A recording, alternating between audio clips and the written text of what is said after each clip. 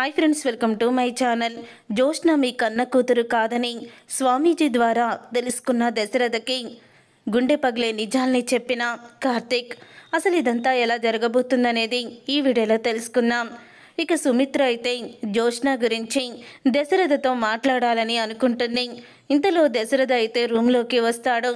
వచ్చిన తర్వాత జోష్న గురించి మీతో నేను మాట్లాడాలి అని ఇక ముఖం చూపించకుండా వెనక వైపుకి తిరిగి మరి దశరథతో మాట్లాడుతుంది సుమిత్ర.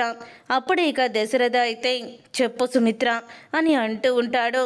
ఏం లేదండి, జోష్న ఈ మధ్యకాలంలో ఏదో ఒక సమస్యలో ఇరుక్కుంటూనే ఉంది. తన జీవితంలో ఏదీ కూడా సంతోషంగా జరగడం లేదు. తన జీవితంలో ముఖ్యమైనవన్నీ కూడా అనుకున్నవన్నీ సగంలోనే ఆగిపోతున్నాయి. కార్తీక్తో పెళ్ళి అనుకున్నాము, అది జరగలేదు. తర్వాత ఇక గౌతమ్ని ఇష్టపడుతుంది కదా అని గౌతమ్తో నిశ్చితార్థం ఏర్పాటు చేస్తే 2 సార్లు కూడా నిశ్చితార్థం చెడిపోయింది. అసలు జోష్న జీవితంలో ఏమైనా గండాలు ఉన్నాయో, దోషాలు ఉన్నాయో ఒక్కసారి మన సిద్ధాంతి గారి దగ్గరికి వెళ్ళి చూయించుకొని వద్దాము అని అంటూ ఉంటుంది సుమిత్ర. ఆల్రెడీ నాన్నకి తెలిసిన సిద్ధాంతిని పిలిపిస్తే ఆయన వివరంగా చెప్పారు కదా అని అంటూ ఉంటాడు దశరథ. లేదండి, ఈరోజు కూడా జోష్న ఏదైనా సాధించాలని ఎంతో ఆశతో వెళ్ళింది. కానీ సాధించకుండా అందరి దగ్గర కూడా అది తిట్లు తింది. ఒక్కసారి వెళ్ళి సిద్ధాంతిని కలిసేసి వద్దాము. ఆ సిద్ధాంతి హిమాలయాల నుంచి వచ్చారట, ఆయన చాలా పవర్ఫుల్గా చెప్తున్నారని నాకు చుట్టుపక్కల వాళ్ళు అన్నారు, వెళ్ళొద్దాము అని అంటూ ఉంటుంది సుమిత్ర. అయితే సరే అని దశరథ అంటాడు. సుమిత్ర దశరథ ఇద్దరు కూడా ఇక స్వామీజీ దగ్గరికి అయితే వెళ్తారు. అలా వెళ్ళిన తర్వాత అప్పుడు ఇక స్వామీజీతో అంటూ ఉంటుంది సుమిత్ర, ఇది మా అమ్మాయి జోష్న జాతకం, ఇది మా జాతకాలు.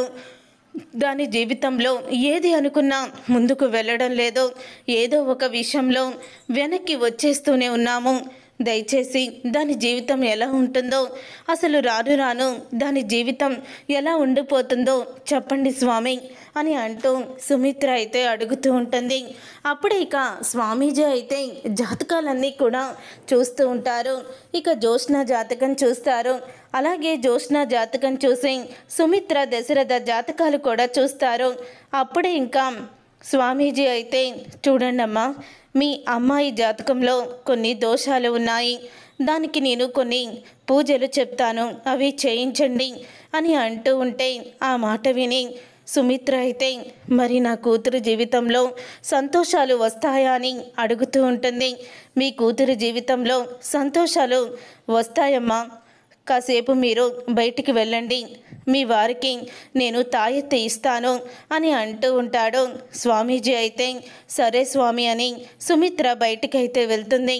అప్పుడే ఇక దశరథ అయితే స్వామి మీరు చెప్పింది నిజమేనా, నా కూతురి జీవితంలో మంచి రోజులు అనేవి ఉన్నాయా అని అడుగుతూ ఉంటే లేదు, నేను చెప్పేది నువ్వు జాగ్రత్తగా విను, ధైర్యం చేసుకొని విను, అసలు జోష్న మీ కన్న కూతురే కాదు అని స్వామీజీ అయితే అంటారు. అది విని ఒక్కసారే దశరథ షాక్ అయిపోతూ ఏంటి స్వామి మీరు చెప్పేది, సుమిత్ర డెలివరీ టైంలో నేను అక్కడే ఉన్నాను, నా కళ్ళెదురుగానే నా కూతురు జోష్న పుట్టింది, ఇప్పుడు జోష్న నా కూతురు కాదంటారేంటి అని దశరథ అడుగుతూ ఉంటాడు. అప్పుడే ఇక దశరథ అన్న మాటకి చూడు దశరథ, నేను ఎంతోమంది జాతకాలు చూశాను, ఎన్నో పరిహారాలు కూడా చెప్పాను, అలాగే ఇప్పుడు మీ ముగ్గురు జాతకాలు కలిపి చూశాను. అసలు నీకు తనకి రక్త సంబంధమే లేదు, మీరు ముగ్గురు కూడా ఒకరికొకరు సంబంధం లేనట్టే నాకు తెలుస్తుంది.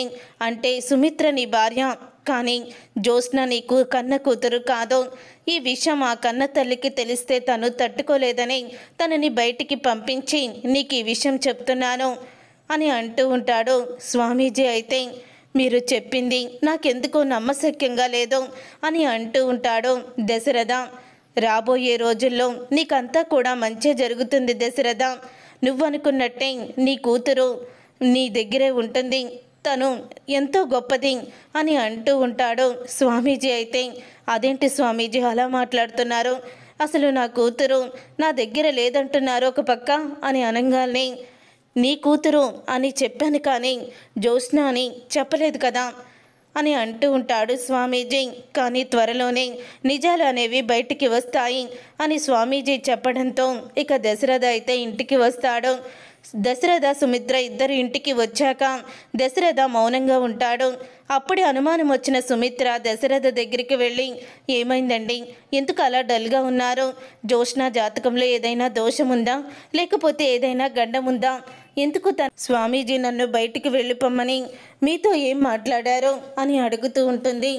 సుమిత్ర అయితే ఇక సుమిత్ర అలా అడగంగానే, ఏమీ లేదు, జోష్నాకేదో దోషముందని ఆయన తాయెత్తు ఇచ్చారు.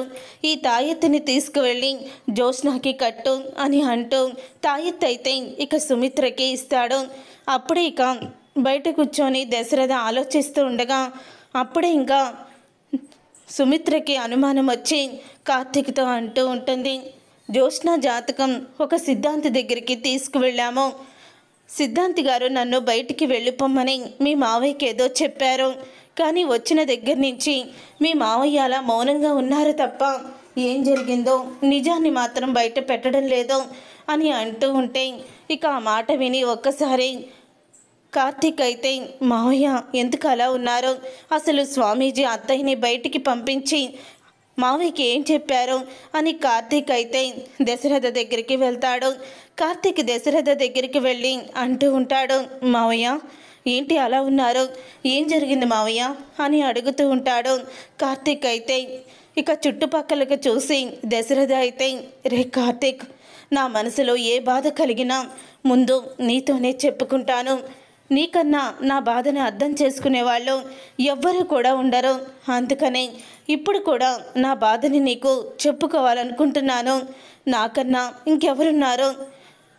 మేము సిద్ధాంతి దగ్గరికి వెళ్ళినప్పుడు జోష్నా జాతకం చూసిన స్వామీజీ అయితే జోష్నా మీ కన్న కూతురు కాదు అని అంటూ చెప్పారు. ఆ మాట విని ఒక్కసారి నేను షాక్ అయిపోయాను. జోష్నా పుట్టేటప్పుడు నేను అక్కడే ఉన్నాను, మా కూతురు కాకపోవడం ఏంటి అని అడిగాను. విధిరాత అలాగా మీ కూతురు కాకుండా చేసింది అని స్వామీజీ చెప్పారు. నాకేమీ అర్థం కావడం లేదురా. ఆ స్వామీజీ చెప్పిన మాటలు వింటూ ఉంటే ఈ జోష్నా ప్రవర్తన చూసి కూడా అసలు నిజంగానే మా కూతురేనా అని అనిపించేలాగా ఉంది అని అంటూ ఉంటాడు దశరథ. ఇప్పుడు నేను మనస్ఫూర్తిగా చెప్తున్నాను విను, అసలు జోష్నా లాంటి కూతురు నాకెందుకు పుట్టిందా అని నేను ఒక్కోసారి అలాగే ఆలోచిస్తాను. నిజంగా స్వామీజీ చెప్పినట్టు తను నా కూతురు కాకపోతే నేను ఆనందపడతాను అని దశరథ అంటూ ఉంటాడు. అప్పుడే ఆ మాట విని, నువ్వు ఈ మాట అన్నావు కాబట్టి నీకు నిజం చెప్తున్నాను మావయ్య, నిజంగానే జోష్నా మీ కన్న కూతురు కాదు అని కార్తీక్ అయితే దశరథకి నిజం చెప్తాడు. అప్పుడే ఆ మాట విని ఒక్కసారే షాక్ అయిపోతూ ఉంటాడు. దశరథ అయితే, ఏంటో నువ్వు చెప్పేది? అవును మావయ్య, జోష్నా నీ కన్న కూతురు కాదు. ఈ నిజం మీకు చెప్పడానికి దాసు మావయ్య వస్తున్నాడని జోష్నా దాసు మావయ్యని చంపడానికి ప్రయత్నించింది. అసలు జోష్నా దాసు మావయ్య కన్న కూతురే అని జరిగిందంతా కూడా చెప్తాడు కార్తీక్ అయితే. ఆ మాట విని ఒక్కసారే దశరథ కుప్పకూలిపోతాడు. అంటే నా కన్న బిడ్డ చనిపోయిందా, నా కూతురు ఇప్పుడు లేదా అంటూ బాధపడుతూ ఉంటే, లేదు మావయ్య, మీ కన్న కూతురు ఎప్పుడు మీ ముందే ఉంటుంది కదా అని అంటూ ఉంటాడు కార్తీక్ అయితే. ఏం మాట్లాడుతున్నావు కార్తీక్, నా కన్న కూతురు నా ముందు ఉండడం ఏంటి అని అనగానే, అవును మావయ్య, మీ కన్న కూతురు ఎవరనుకుంటున్నారు? దీప అని అనగానే ఒక్కసారే షాక్ అయిపోతూ ఉంటాడు దశరథ. అందుకనే అత్తయ్య నా మీద ఒట్టేసి ఎందుకు ఇక్కడే డ్రైవర్గా ఉంటానని అంటున్నావని అడిగినప్పుడు నీ కూతురు కోసమే అత్త అని నేను చెప్పింది. దీపని ఇంటికి దగ్గర చేయాలని అగ్రిమెంట్ వెనక్కి తీసుకోకుండా ఇక్కడే డ్రైవర్గా పనిచేస్తున్నాను అని అంటూ ఉంటాడు కార్తీక్. ఆ మాట విని ఇక దశరథ ఎంతో ఆనందపడుతూ దీపని చూసినప్పుడల్లా దీప లాంటి కూతురు లేదా అని ఎంతో బాధపడేవదాన్ని వాడిని. కానీ ఇప్పుడు దీపే నా కూతురు అని తెలిసాక నా ఆనందం ఎంతో రెట్టింపు అయ్యింది. ఇప్పుడే అందరికీ నిజం చెప్పేస్తాను అని అంటూ ఉంటాడు దశరథ. వద్దు మావయ్య, ఆ రోజు దాసు మావయ్య నీకు నిజం చెప్పడానికి వస్తున్నాడని కన్న తండ్రి అని తెలిసి కూడా చంపడానికి సిద్ధమైంది జోష్నా. అలాంటిది ఇప్పుడు నిజం తెలిస్తే తను ఏం చేస్తుందో ఎవ్వరికీ కూడా తెలియదు. అందుకని కొన్ని రోజులు ఈ నిజాన్ని మన మనసులోనే దాచుకున్నాము అని కార్తీక్ అయితే దశరథకి నిజం చెప్పేస్తాడు. చూసారుగా ఫ్రెండ్స్, రాబోయే కథలో ఖచ్చితంగా ఇలాగే జరగబోతుంది. మరి ఇలాగే జరగాలని మీరైతే కోరుకుంటున్నారా? అయితే వీడియోని తప్పకుండా లైక్ చేసి ఛానల్ని సబ్స్క్రైబ్ చేసుకొని పక్కనే ఉన్న గంట సింబల్పై ఆలని క్లిక్ చేయండి. అప్పుడే మేము పెట్టే ప్రతి వీడియో మీరు మిస్ కాకుండా చూసేవచ్చు.